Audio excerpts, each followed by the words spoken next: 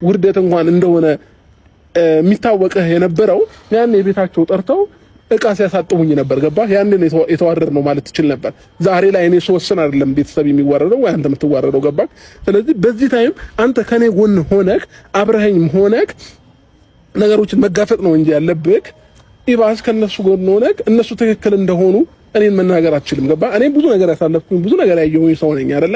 ከዛ በፊት ዛሬ ላይ ሶስትን አይደለም ነገሮችን የሚታወቃቸው ያኔ ብዙ ታገሻቸዋለሁኝ ብዙ እንትን ብያለሁኝ ብዙ የማይሆን ነገር አድርገውኛል። ግን እነዛን ታይሞች በሙሉ ሳሳለፍ ያኔ ነበርኛ የተዋረድ ነው። ገባ?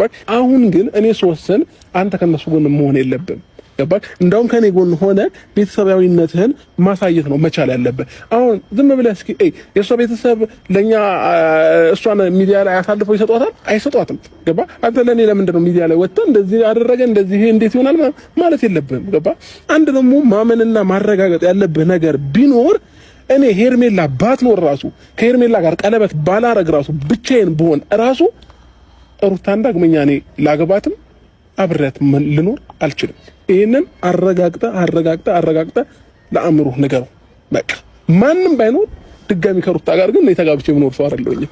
ስለዚህ ይሄንን ደግሞ ከተረዳኸኝ አንደርስታንድ ካደረከኝ ከዚህ በኋላ በእንደዚህ አይነት ርዕስ እኔ እናንተ መጨቃጨቅም ማውራትም ተገቢ አይደለም። በቃ አንድ ነገር ልንገርህ ማለት ነው። አሁን ባወራበት ነገር የተረዳሁት ነገር አንድ ነገር ልንገርህ። ቀለበቱ ፈልገህ እንዳላደረክ አሁን ገብቶኛል። ኖ ፈልገህ አይደለም፣ ማንም አላስገደደኝም።